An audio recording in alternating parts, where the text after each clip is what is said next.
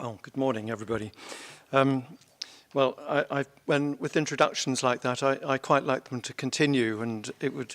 I wish Hannah had spoken for rather longer. It would have been very good for my peace of mind. I have to say it's a privilege to be talking to you today, because the feeling in the UK is that we always get it wrong, and you guys always get it right. So we spend our time looking up to you rather than looking at ourselves. And in that sense, I feel a bit of an imposter being here today, partly for that, partly because some of the things I'm going to show you are at a maybe larger scale than the ones you've just been seeing, and therefore more subject to criticism, and also because I'm a practitioner. I am an architect. I do the things that are as a result of architectural policy or not, and therefore I'm right in the firing line to be criticised. So I'll know after this talk, how it went really. I feel that just move on a slide. I feel that we're all after the same thing in the end. We're all after good architecture. And the reason that you're constantly struggling to find policies is that nobody really knows exactly what that is. And over 2,000 years ago, Vitruvius had a go at defining architecture, and he said it was commodity, firmness, and delight. And no one's actually ever improved on that definition, as far as I'm aware. Now, commodity is quite easy because it's, do you have a good plan? Is the space that you're enclosing well looked after? Is it commodious? And firmness is, does the building stand up? I think you might well extend that definition now to include sustainability. But delight is the thing that then separates us. We're united by the first two and divided by the third. And so what is quality? And it's been fascinating hearing a number of people speak this morning, and actually I still don't quite know, despite the very brave attempts that are there. Anyway, I'm not going to tell you what it is because I don't know either. But what I am going to show you is, the danger is I'm not an academic, so I can't take you through the history of architecture or what other people do. I'm going to show you my own work. And therefore it's going to sound a little bit like advertising, a sort of advertorial. But I'm going to show 8 projects that try to deal with the themes that come up consistently at the Commission for Architecture and Built Environment in London, which is probably the strongest institution that prevents architects from doing their worst and encourages some architects to do better. So with that definition, I'm sort of just, one last thing is I want to come back to what Anja Lena said about Athens. And I think probably one definition as to whether a building gives delight is a project should give back more than it takes. And it's a pretty rare event in the UK that actually happens. Now, before I talk about the 8 projects, I've got lots of slides, and I'm going to go through them very quickly. I just want to talk about 3 issues which we always refer to in the studio, which have come from history, and I regard now the 20th century as history. But this is late 15th century, and it's Rome, and it's Michelangelo, and it's the space on the Capitol Hill, Campidoglio. And what, well, some people may know, but for those who don't, this is what it looked like before Michelangelo took it on. He didn't build 3 buildings with this extraordinary anti-perspectival space. He converted a yard that had a castle at the back and a warehouse on the right. And what he did was to reface the castle and reface the tower behind the castle, reface the warehouse, and then in the foreground he built another building that mimicked the curious angle of the warehouse, producing this extraordinary space. and the statue of Marcus Aurelius sits in the middle, watching all this going on, quite oblivious to the change. So there he is, sitting in the middle, and there's the space when it was finished. And so lesson number one is even Michelangelo was actually giving himself over to the creation of space rather than object as a building. The second one is more contemporary, also in Italy, but in Venice. This is Carlo Scarpa, 1962. And it's one of my favorite buildings in the world because it's a modernist making something which expresses how it's done, but also it couldn't be anywhere else but this particular location, which is the entrance to the Quirini Stampaglia gallery. It's essentially a Venetian bridge. It's the level on the right is slightly higher than the level on the left, and it's made of three parts. It's a stressed skin arch. That's two sheets of steel which are just held apart in order to create the arch, the platform and the steps, and then the assembly that makes the handrail. Looking down on it, there's the platform, all made of materials that are durable, and where the end grain is exposed with the handrail, which is exactly the same cross-section as the handrail on the Vaporetta, that's the water buses that travel around Venice. He uses a cast brass, so it's a sort of manufactured process, but also a craft process. And of course, there it is. It's the 404th bridge in Venice, and it sits there as a perfect neighbour to the stone and brick buildings behind. Third example is Alvar Aalto. It's my hero. I happened to meet him when I was a student, when I lived in Finland a very long time ago. And it's not about the space inside the academic bookstore, but actually the space outside. And here is an architect at the top of his game. He can be doing anything, really. And he's built a very modest office building.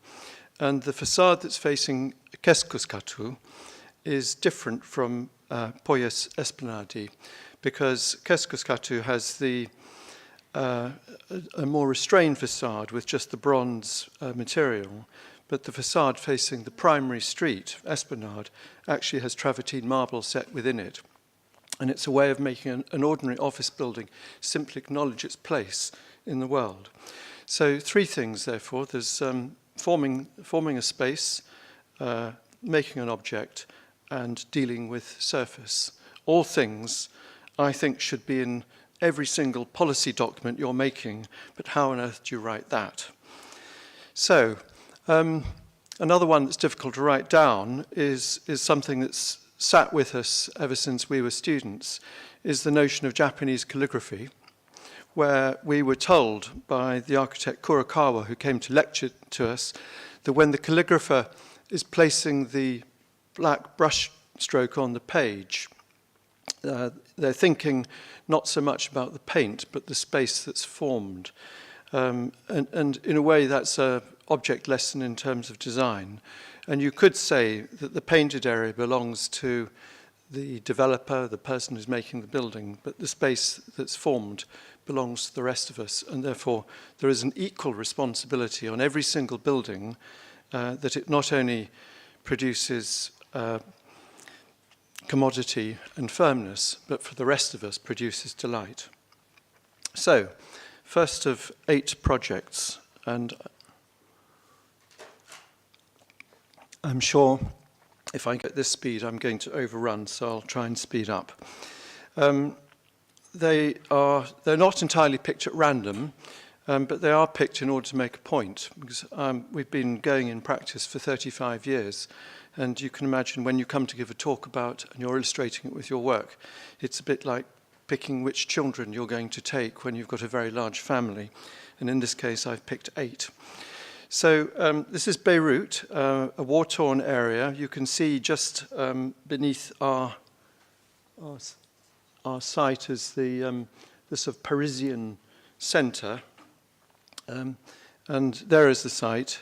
And the idea behind this particular project is really a literal interpretation of the calligraphic response from that Japanese example.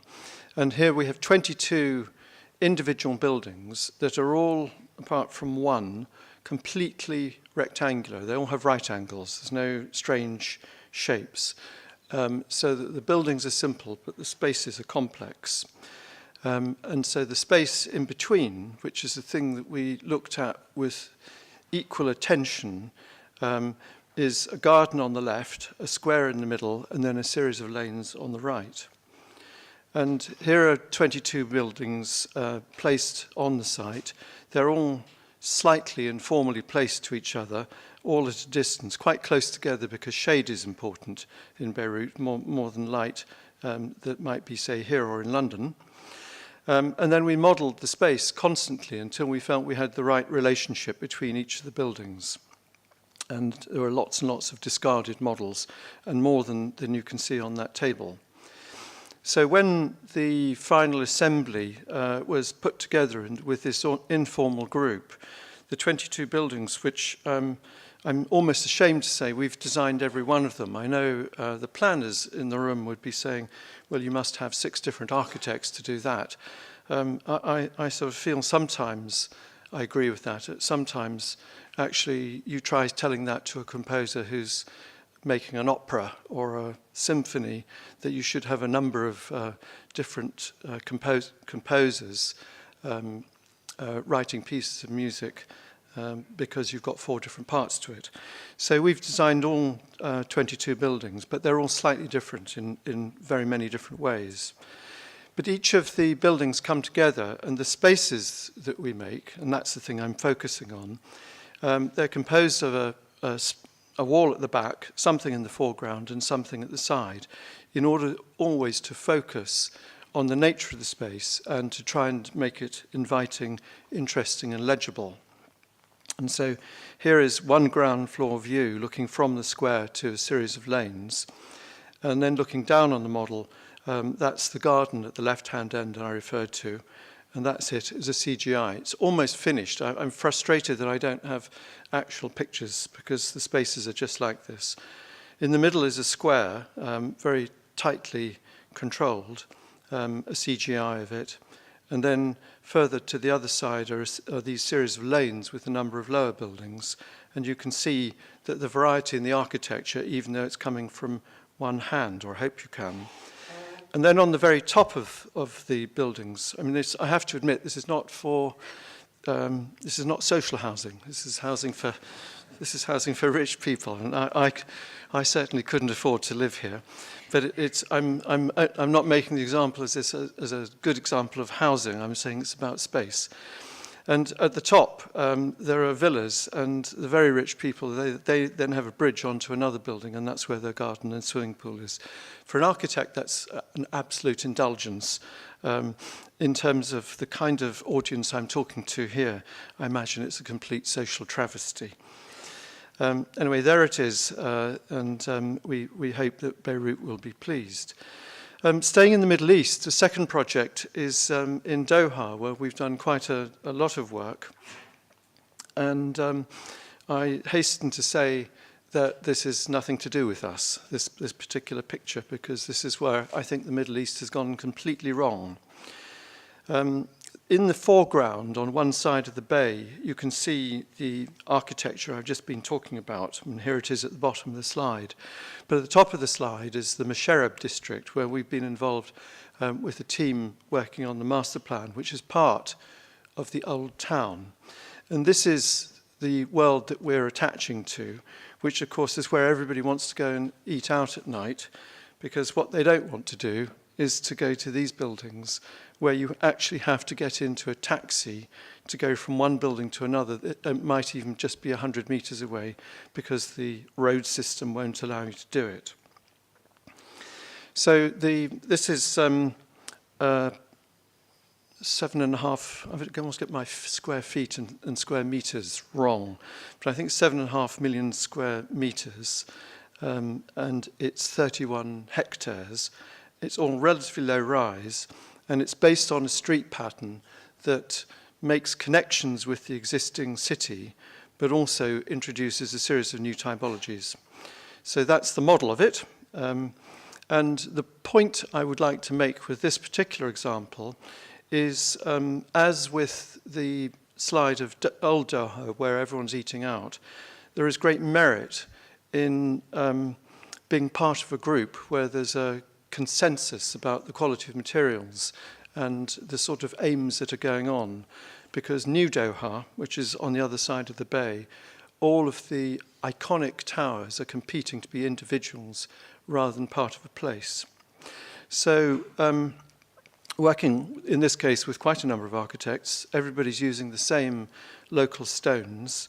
The walls are all being treated so that the windows are set far behind, so that the intense light and heat is taken off the windows.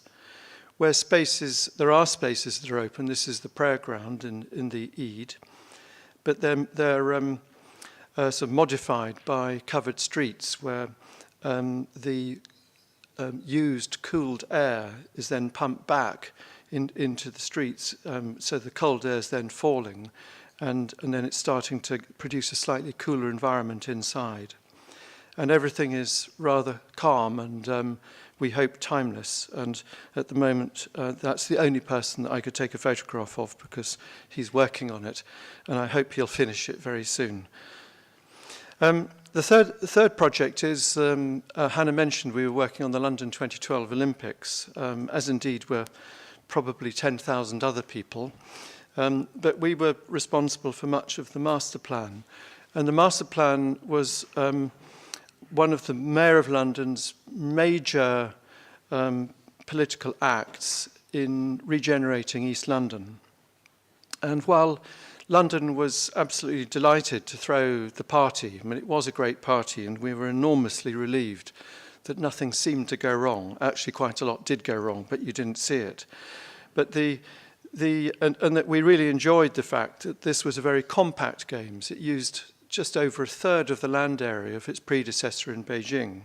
And it was quite economic in that the Olympic Stadium on the right used 10,000 tons of steel compared to the Bird's Nest in Beijing.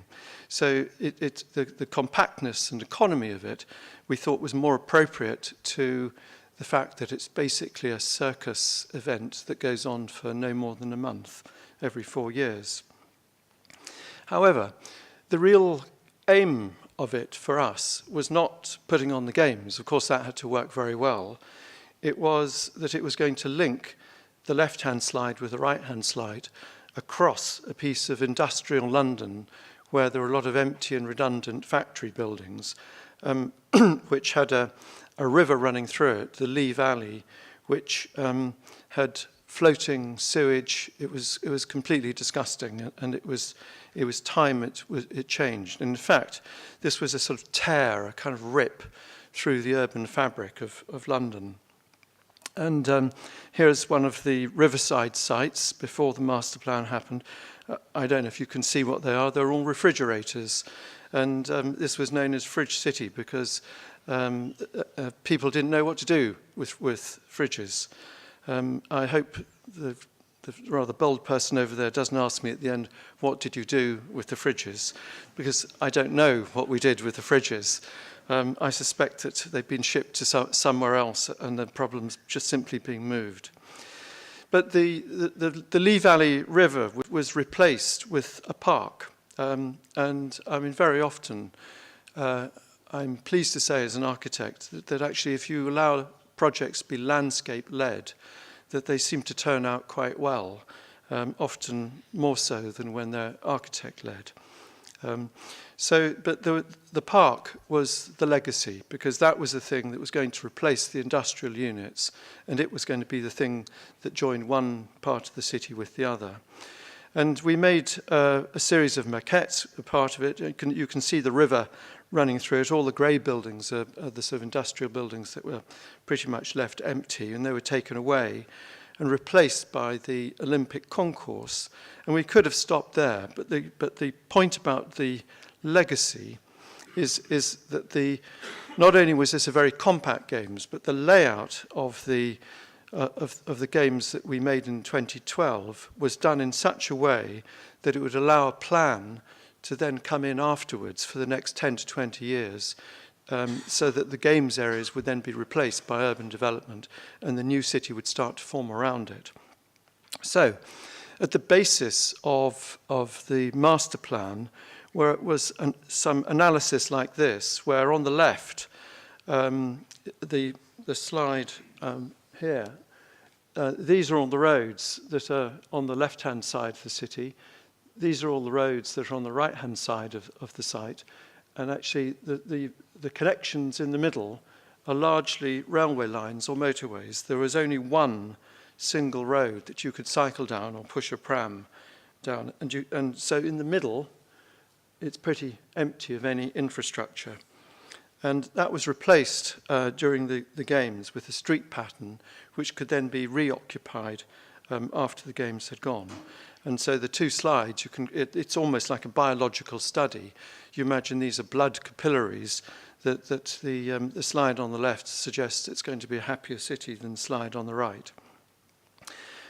We often use A to Z maps. I don't know if you have those in the Nordic countries, but I suspect they're everywhere. And so there's a sort of coding for whether places look interesting. You can almost see it on the map. This is before we started. This is our invention on the A to Z as if it was in the games. And this is our further invention showing it once the redevelopment of the city has happened and all that you're left with was the park. And it is our hope that joining the city from left to right, from east to west, will simply be a seamless exercise where the park that was the centre of the games then becomes the park that joins one part of the city to the other, with the City of London in the distance. So legacy is really the third element. Hannah mentioned King's Cross. King's Cross, right in the heart of London, half an hour walk at most from the centre of the town. And this project I'm putting in because one should make use of history.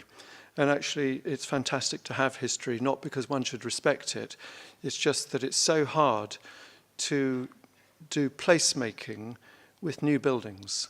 It somehow never quite works. And having built houses for myself and redone apartments, it's when I happen to own an heirloom from my grandmother, or I happen to have a Swedish grandfather clock that's painted a powder blue, that when that old thing finally moves into the house, that suddenly I, as a modern architect, admit, yes, it's starting to look like a home. And it's almost the same in master planning. This large area of industrial land, very close to the centre, had the gift of 13 listed or preserved buildings, because the site had really been left derelict for a number of generations. So we had these gas holders all linked together. They're listed grade 1. These wonderful canal-side buildings. And then the whole groundscape was covered in this rich tapestry of stonework and iron rails set into the ground. And indeed, in just 120 years ago, the plan of the site was that. Right on the top left, just here, is the site of the current British Library. So the site is a bit smaller than this. But basically, this was London's supply line. It was its umbilical cord. It was its connection to all the things it didn't have, sort of coal, potatoes, corn, and everything else. And then 120 years later, this is the master plan, working within some serious constraints. And the most serious constraint, and the reason the land became available, is that coming out of St. Pancras station is this amazing railway line that comes through and then goes to Paris and Brussels and other places in Europe simply in a matter of hours.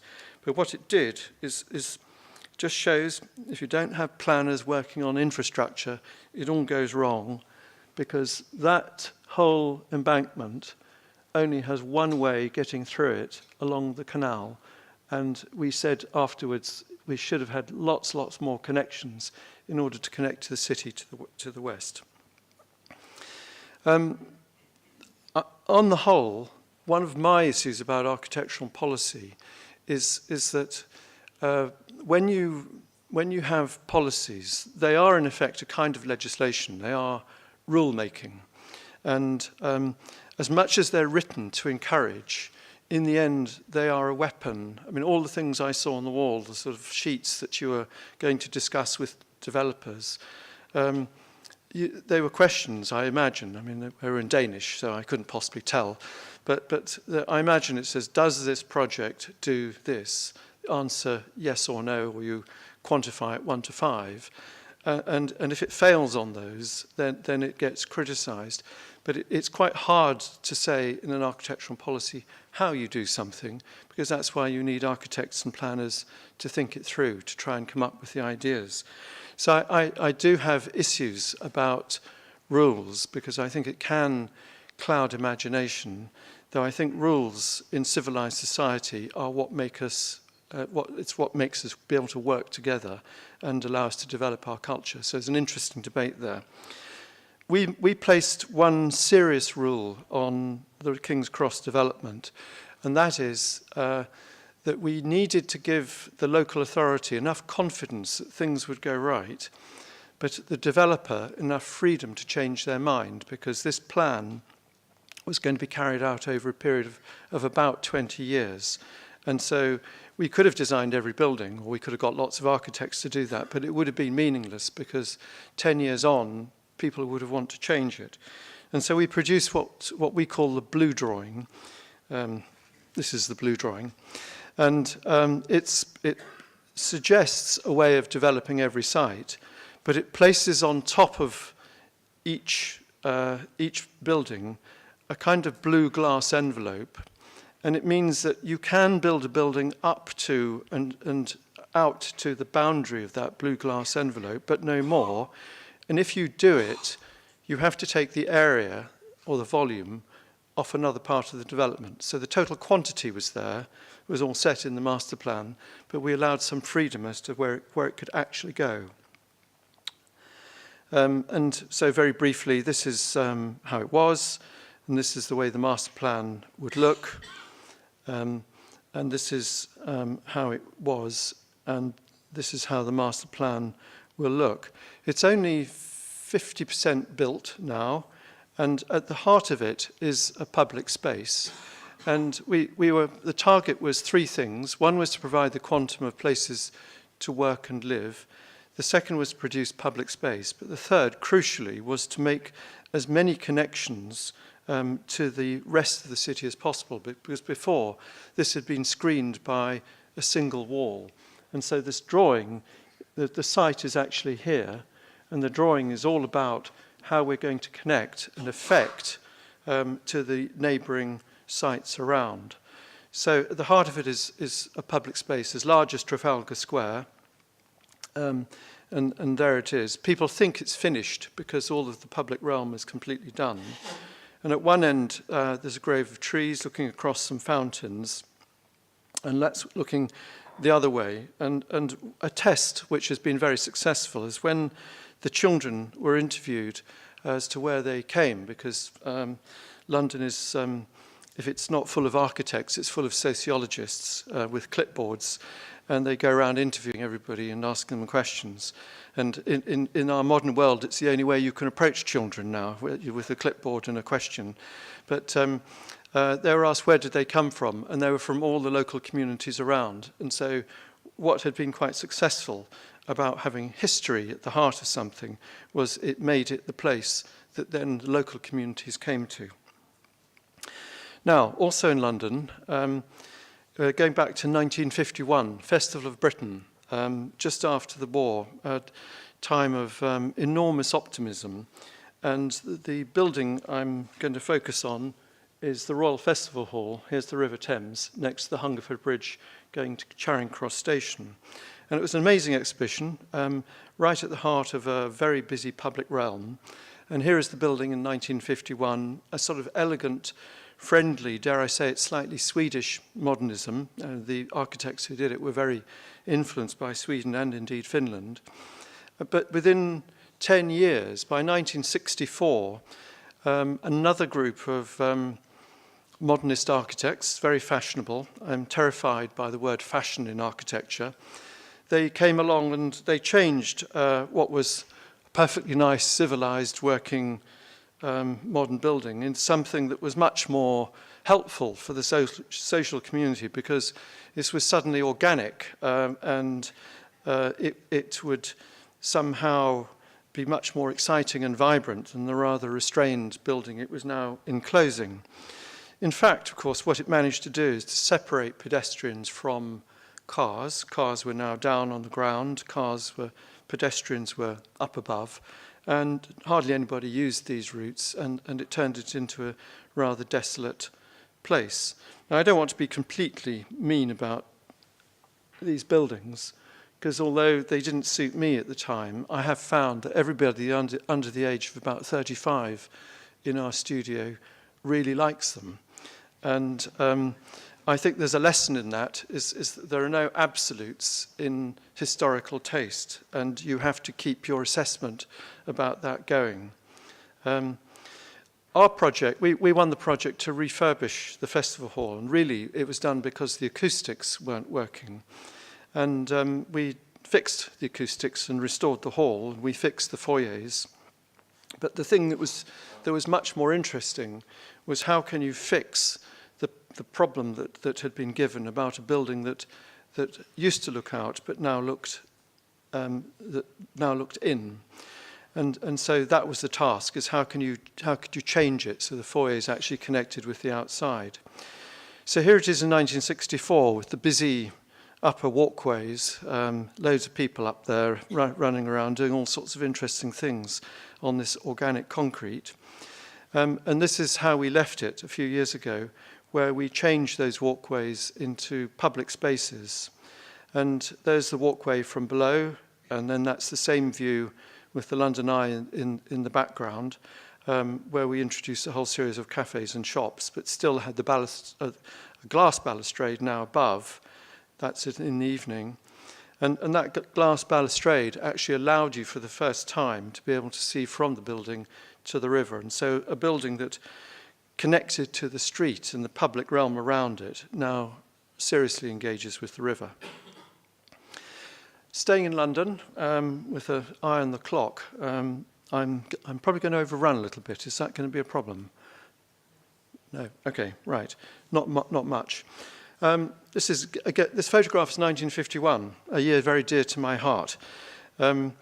This is Arsenal football stadium, and this was when a crowd was a crowd, and there were no seats, you could only stand, and there were 70,000 people in this picture, in a stadium that, when seats were put in, had only 35,000. And Arsenal Football Club, which, watching Arsenal beat Chelsea Football Club, rates, along with listening to the aria in Così fan tutte, Mozart's opera Soave il vento, and shaking Alvar Aalto's hand as the highlights of my life. So this project also very dear to my heart. The new stadium is here and the old stadium there. And we were asked to look at this building because this was a listed building, protected, and therefore they didn't know what to do with it because it was a football stadium. But because it was the first football stadium in the world, it was historically interesting, and it was actually rather interesting from other reasons too. It made us think, where do you go with a football stadium? How could you use it? Because the intention was to just build housing on the site. And we looked at Roman amphitheatres for a very specific reason, because this one at Arles had in fact been converted into a housing scheme. And we imagined quite successfully. If you keep your eye on the three watchtowers, and then I go back, you can see the watchtowers are still there. They're there, and wherever, there. So it's now. So it was a stadium like that. It became a housing scheme, and now it's been restored to being a stadium. So we're in the middle of that process where we have taken a stadium and we're going to convert it to a housing scheme, but what could we do that was London? And by an amazing coincidence, whoever set out the first rules of the beautiful game called football, it must have been played on a London square because they're almost exactly the same size.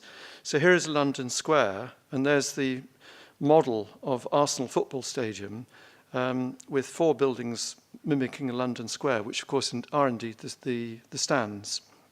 So if one could convert the cross-section of a stadium into an apartment block, I can sort of see the faces of some purist architects in the audience grimacing. But I think this was genuinely possible. We've done it, actually, so it's too late. You can't complain. But here is the stadium, and this is it finished. And a number of the people who work for us live there, and they say it's very nice. And I don't think they're saying that just because they want to keep their jobs. I think that they're genuinely finding it nice, because the history does have an ingrained character, but the pitch, you can still play football, actually. And the glass walls divided into a series of different rooms so that actually it's better for children. And what the glass walls do is that they then allow ventilation and light from the car park below. They're double glass walls and we've got water in them running bubbles through, but that's not terribly important to the scheme. 7th project, sorry, that last one was really to do with reuse. You know, just don't throw things away. Always, everything can be reused. The penultimate project, second to last, is the planetarium that we did at the Greenwich Observatory. And this also has a considerable history and involved quite a number of significant architects that when we were starting to tread on the ground, my knees were knocking at a greater rate than they were when I came up to start this talk. It's on the Greenwich Meridian, that's the 0 degrees, and all the buildings, which are instruments, the observatories, they're all aligned on the north-south axis, as indeed is our planetarium. And there it is in the model, that funny shape sitting in the middle. But the thing about the planetarium, for those of you who've designed planetariums, is that the camera or the light is right in the middle, and it needs to go to a hemisphere to have an exact image. But if the enclosure around it that keeps the weather out, it's a perforated metal screen, so it lets the air through. If the enclosure was the same shape, the sound would come back to exactly the same point. So instead of having a room where the sound is bouncing around and you can all hear it, only the person speaking would be able to hear what he was saying, which in some talks that you get, maybe this one, people might think that's an advantage. But in this case, when you have very interesting astronomers talking to school children, I can assure you it's not. So what would the enclosure be? Because we're very anti-arbitrary shapes for iconic buildings, because they simply seek attention. And this was the National Maritime Museum. Maritime construction is all about conic geometry. The astronomy is all about conic geometry. The circle is the orbit of planets, the ellipse is the orbit of comets, and the parabola and hyperbola are the orbits of comets that are escaping the solar system. So that seems sort of interesting. And then if you took the cone and you turned it on its side so that one side of the cone was vertical to the Earth, then the horizontal is actually at 51.5 degrees to the centre of the Earth, which is the latitude of London. And then if you align the other part of the cone to face the North Star, and then you take a right angle from that, that line is absolutely parallel to the Earth's equator. And so there it is, there's the enclosure, a perfect acoustic enclosure, but also a perfect teaching instrument to walk children around after the light show to tell you where things are and your place on the Earth. Because everybody assumes that when you're standing in London, the equator is just this happy horizontal beneath you. but actually when you're in London, you're having to compensate. We're having one leg longer than the other because you're standing on the side of the Earth. So that's the vertical side going to the centre of the Earth. There's the line parallel to the equator, and there's the North Star. And then very briefly, centre of the Earth, North Star, that's the equator, then to the North Star and the reality. And then the material that surrounded it was made of patinated bronze. There were about 700 sheets of bronze that were welded together. And a very happy accident was that we noticed when children were looking at it that they found the patination on the bronze reminded them of the very thing that they'd just seen in the light show inside because of this sort of celestial quality. And that was so always take credit for good accidents as architects. And there it is sitting within the group of very impressive historical buildings. The very last project I'm going to show is our own studio. So that I keep missing the point. I get involved in the project. The last one I want to say is that if you've got something to say about the building, tell a story about the building, not some amazing shape that you just dreamed up in the bath. This is a bit of almost evangelical architectural thinking because I'm so anti-arbitrary iconic shapes. Anyway, here we go, walking across the river Thames from the north to the south, and then that's the Tate Modern Gallery just there. Our studio is just there. It's not all that. It's just this tiny thing, and we now inhabit this little group of buildings in South London. The shape of the plan of the first building is strange because of the arrangement of different Victorian street patterns, and you just inherit what you get. And it's about 5 stories high, and there are 3 studios around an atrium with a meeting room and a roof garden on the top. And the ground floor deliberately interacts with the street. And the point about this project is a claim that make ordinary buildings contribute to the street. So here is the studio space. It's 6 meters across, so everyone has a view out and a view of plants. The north-facing windows have a series of openable perforated metal shutters that when you open them, they expose a color which you see from the facade in the street. So it's always changing. So from a distance, the way the building is represented, it's always different from day to day. And then close up, the story of the building is also told with its poured concrete construction and the air coming through under the floor. Upstairs on the roof is a garden, and then that looks over a very different facade that then links to the lane behind. And then we extended the building with a timber-faced building that sort of mimics the artisans' buildings that used to occupy this part of Southwark. Inside is the 3-story atrium, and there's a stair that goes from that down to the ground floor. And the purpose of that is that people who are walking by are always seeing people go up and down that stair.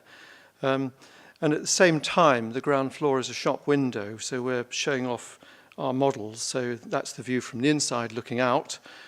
And then also in the extension, we have a model shop where any architects in the room, yes, we have a model shop. We have 12 people there, and it's a very enviable thing to have. It's absolutely wonderful. But that's deliberately placed on the street level so that everybody can see in and see the models made. That looks across a yard to a gallery, which then looks out onto the street. And then at the other end of the building, we have our own restaurant, which is open to the public. And the message of this is that an ordinary office building can have extraordinary connections to the city and do it all at ground floor level. And then that's the building at night. And so coming back to commodity, firmness and delight, those 8 items are not definitively what gives delight, but in my view they certainly contribute to it. And they're the sort of things that if I were writing an architectural policy, they're the sorts of things that I would probably want to include.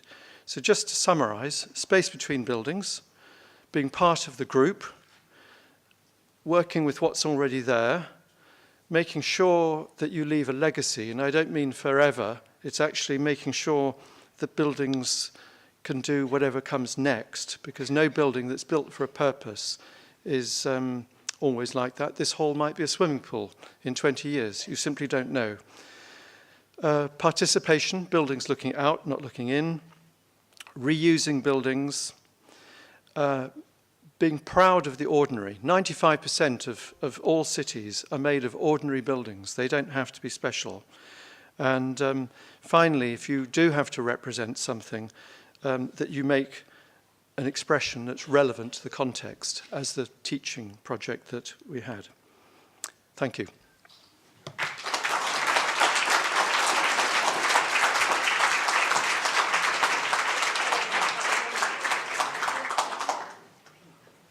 Right. Thank you, Graham. I'm going to start reading through that list straight away again.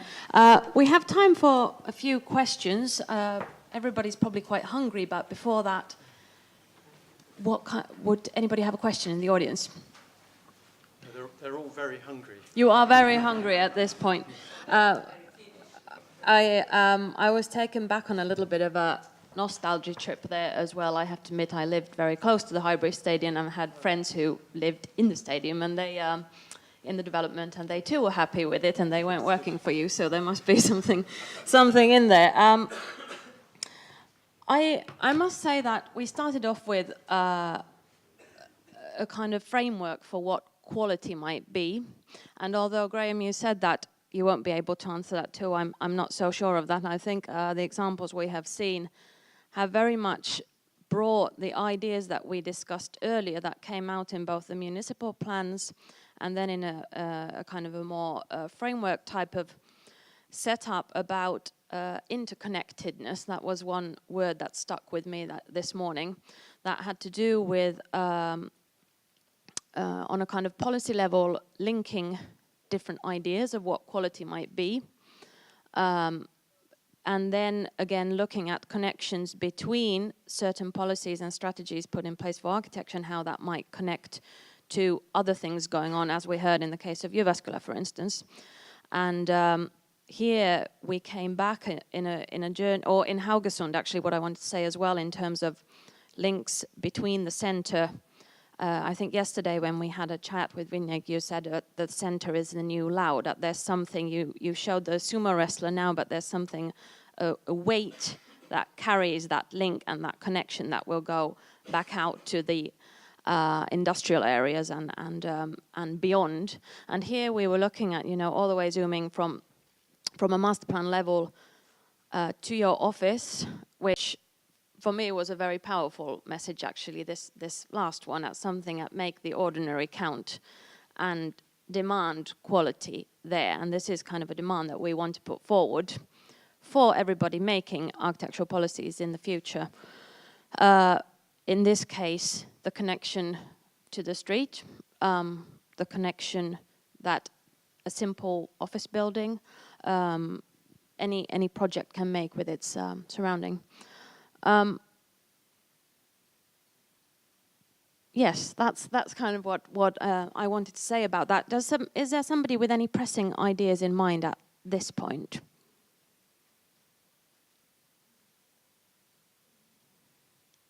Tiina, yes.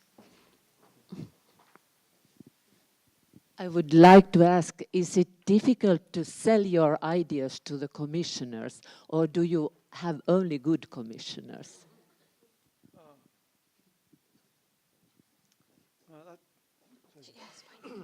That's a really difficult question. Sorry, is this on? Can you hear me? Okay. It raises lots of issues. I mean, the difficulty is that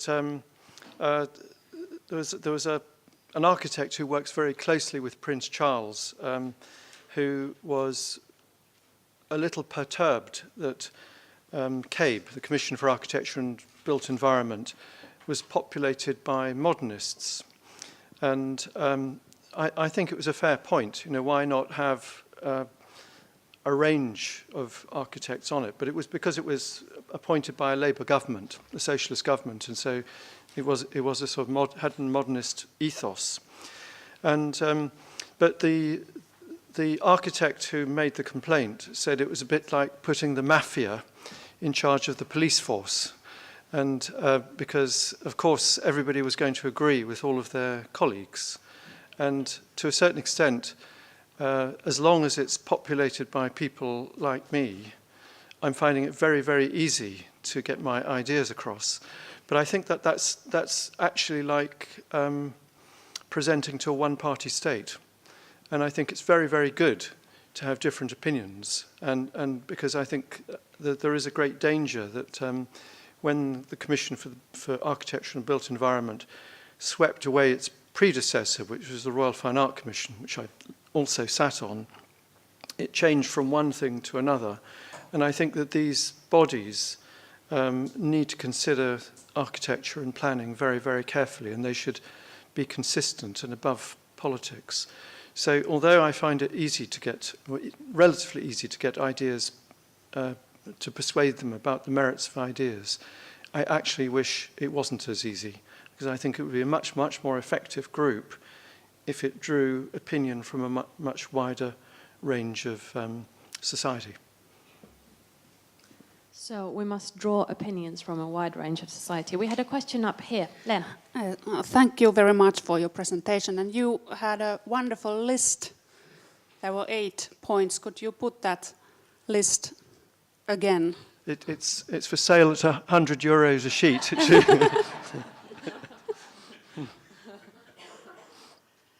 There you go. It's very, very impressive list. But in your work, do you feel that these are like piece of cake, or are they something that you must talk and discuss, or which one would you choose is the key, or with the worst is happening if it's missed? Well, I think on each and every project, we spend a huge amount of time talking in the office. Our studio is all of the tables are Artec tables, so the 1.2 meter square, the Valpoinen Pouta, and so everybody's sitting around that talking, and so every project gets discussed until it's dry. There's nothing left to talk about. And I would say all of these come up on the largest and the smallest projects. And indeed, you know, they were just the major ones that I thought about when I was thinking about the lecture. But I think that you after a while, you have all this in your consciousness. And I mean, the best thing about your architectural policies is, as you were saying at the end of your talk, that if you do these things every day, it's like the best law. That the best laws are the ones that you don't have to write down, because, you know, I know I would always hold the door open for my grandmother, but it's not actually written down that I'll be punished if I don't. It's just something you do, and in a way, you want your architectural policy to be so much a part of your local cultural sort of conscience that these things are just part of the way people think in the first place. And for all I know, these might not be the right ones. They're just the ones that we talk about. But I think it's very useful to have an agenda where it's a little bit more than maybe the thing that you're doing, which is recording all the things that people are getting to and saying, well, if you have situations, what would you actually do? You just have to go that little bit further rather than step back and be over-academic. But then if I'm the architect, I'd say, well, stop interfering, you know, give us a chance to design. So it's going to be a balance. Anyway, we apply them to everything, yeah. Graham, it's too late. Cameras have been flashing. You can't sell it anymore. It's It's too late there. Quite. Well, A few. they're the ones that nipped out for a sandwich, aren't they? So they're not hungry. We have time for one more question, I believe, unless there was any pressing. There's one hand has been up here in front. Hello, thank you very much for your presentation. My name is Eric Rawlins. I'm an architect. I work in Helsinki on much smaller projects, unfortunately. Or perhaps that's a good thing, I don't know. I have a very simple question. I was just wondering, would you classify yourself as a modernist? Well, yes. You're not allowed to. I once did a talk at a conference and answered a question with the word yes, but actually the question had been so very long that nobody could remember the question. When I answered it with the word yes, people didn't quite know what to do with it. But so I've always been told you have to embellish the answer. But the answer is yes, because I trained at Cambridge in the 70s under Leslie Martin, who was responsible for the Royal Festival Hall. And he sent me off to meet Alvar Aalto. Now, so my education was entirely modernist. However, so that's one part of the answer. The second part is that when we had history lessons, I thought, and actually all my colleagues of my generation thought, well, is it crazy to feel that you've been through a revolution and somehow everything that happened before modernism was to do with the bourgeoisie and was somehow alienated as being a different class in a different time. Because, I mean, the reason I quote Michelangelo is because I'm not a modernist. And when we've done competitions, and I mean, it seems we only do competitions. There's no other way of getting work as an architect anymore. That I failed to marry a rich woman, and I'm not a member of a golf club. Sorry, that's probably a bit rude, actually, what I just said, I think. But maybe some architects here are married to very wealthy women, and I apologize immediately. But everything is done through competition, and so and they're always done late at night and at weekends. And so you're thinking, after a long cup of tea or something stronger, well, what would Gunnar Asplund do if he was sitting here? What would Borromini do? What would Bernini do? What would any architect in the past do? Because at one stage in their life, assuming they lived as long as you are now, they were exactly the same age as you. They'd been hungry, they just had lunch, or they just had their cup of tea, and they were sort of worried about how to approach it, and they've all done it before. And so not learning from history is mere stupidity. And then the third reason, though, is just the world we live in predates modernism. Everything around us is, and so if you don't like it, you should go live somewhere else. Because if you're only a modernist in Helsinki, then you're missing the point of Helsinki. And the same in London. So yes, I'm a modernist, but no, I'm not a modernist. Okay, thank you very much, Graham, and thank you for all the presenters of this morning.